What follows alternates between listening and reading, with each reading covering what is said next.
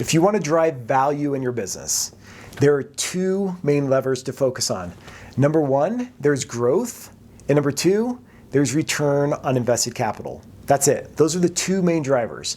Everything else is just a derivative of these two main drivers. So when I talk about connecting a company's mission with their money, or in other words, when I combine strategy and finance to drive value, these are the two things that I'm looking at. Now look, back in the day, I was working at Ernst & Young, and one of my clients was a multinational, multi-billion-dollar firm. And they were a result of an LBO. KKR, one of the world's largest private equity firms, bought this company. They levered on a bunch of debt. The company was paying $2 billion a year in interest. And leadership was responsible for putting in place a strategy to improve performance. So here I was in the middle with a front side view of what executive leadership was working on from a strategic perspective, but also I had a behind the scenes look at their financial operations. And here's the big disconnect that I realized.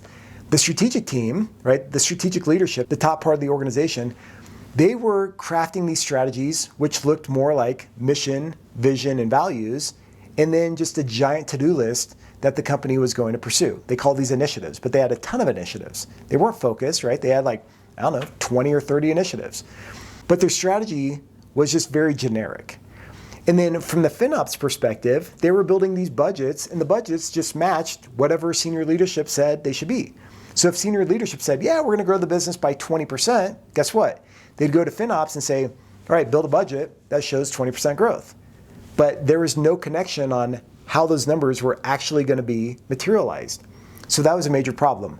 That's when the light bulb went off in Steve's head, and I thought, oh my gosh, there's a giant disconnect between strategy and finance and how organizations drive value.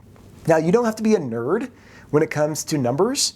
Maybe you have an accountant or a bookkeeper or a team of professionals preparing your books and producing financial statements, but you need somebody who can look at the numbers, interpret the numbers, and understand how to drive value. And that may be you. So let me explain the two drivers that I like to look at when I'm turning around and growing a business, albeit growth and return on invested capital.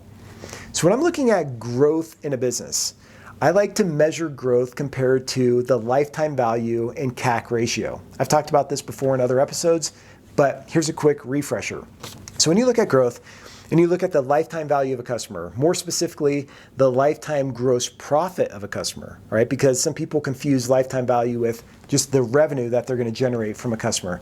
I like to look at the gross profit I'm going to earn over the lifetime of a customer. Now, if you don't know the lifetime, you could be super conservative and just say 1 year. What's the gross profit I'm going to earn from a customer in 1 year?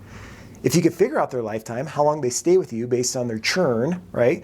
Then you can get more precise. But nonetheless, you want to look at what's the lifetime value of a customer, and then what's your customer acquisition cost.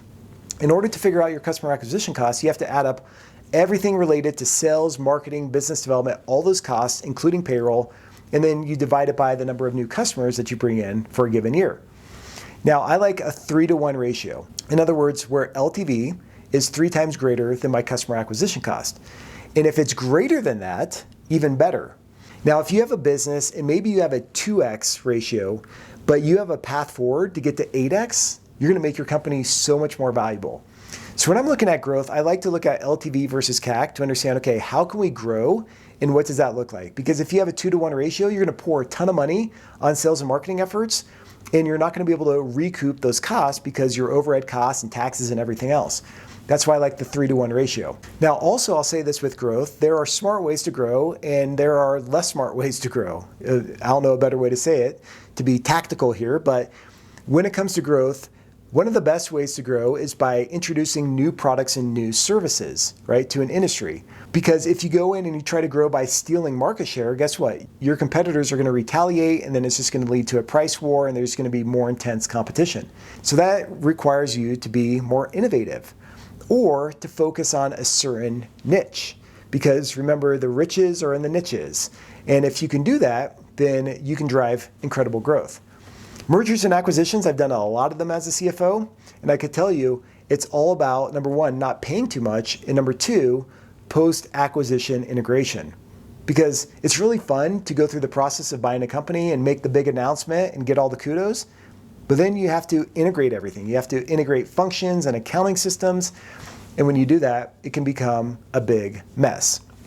Right? So I'm not saying M&A growth is bad, but you just have to have a really good strategy and you have to know what you're doing in order to be successful. So that's what I refer to as growth generally. There are a lot of other ways to grow. I could tell you the worst way to grow is by discounting your products and services, because immediately you take a haircut on your margin. So you don't want to do that. All right, so that's growth. Let's talk about the other driver, which is return on invested capital. Now, there are two ways to improve return on invested capital. Number one is to get price premiums, and number two is to improve your cost and capital efficiencies. So let's break down each of these right now. When it comes to price premiums, sure, you could go out there and just raise your prices, and if you are underpriced, maybe you get away with this and you're not going to have a lot of churn, but you can't just keep raising your prices without increasing the perceived value to your customers. Because remember, when value exceeds price, customers buy. When price exceeds value, customers don't buy. And it's perceived value, right? So in order to garner price premiums, you have to differentiate yourself. So this may include investing in your brand, increasing your perceived quality of your products and services. It's enhancing the customer experience. It's creating customer lock-in. Whatever it may be, you have to figure out ways to drive greater value to your customers so you can get price premiums. And I can tell you, one of the best ways to improve your bottom line is through price premiums. So this is the best lever to pull, but guess what? Oftentimes it's hard, right? Or it's abstract, right? If I say, hey, go improve your customer experience, you're like, okay, how do I do that? I'd rather just cut cost. But cutting cost oftentimes is not the best strategy. Sometimes it's necessary for sure, but it doesn't always result in the best outcomes. So let's talk about cost and capital efficiencies. What I'm referring to here is economies of scale, introducing technology to streamline processes, reducing redundancies, improving your operating model, training your employees to get better throughput, whatever it may be, but it's improving the effectiveness of your organization and reducing your cost, which leads into the generic strategies, right? These are the three generic strategies. Number one is differentiation, which ties to price premiums. You have cost leadership, which ties into cost and capital efficiencies. And last, you have focus, which drives growth. So this is how strategy comes back together and aligns with these two value drivers, growth and return on invested capital. Now, if you want to compute return on invested capital, and it doesn't work for every business. For example, if you have lumpy investments, it may not work, or if you're a capital light business like professional services or technology, return on invested capital may not be a good measure. You may have to use some variation of economic profit to figure out your value creation process.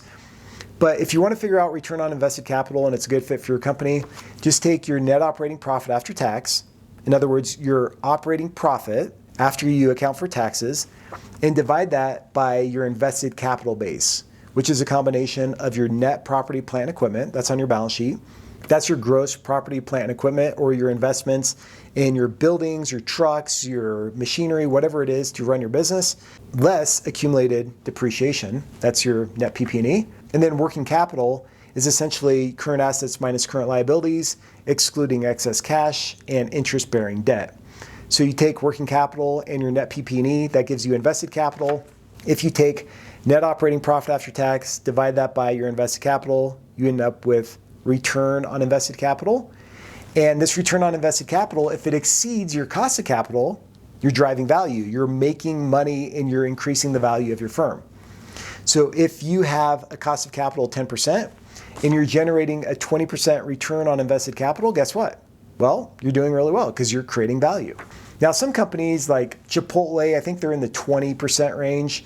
Other companies like tech companies, Apple and Google, they're in the 30% range when it comes to return on invested capital. You can do this calculation in your business to figure out how much you are returning on invested capital.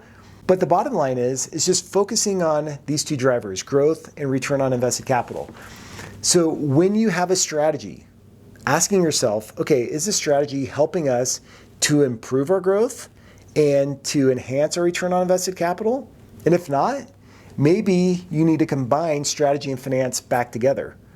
Now look, strategy is not about driving more profits, right? If your strategy is to increase profits, then ultimately you're going to be focused on the wrong things.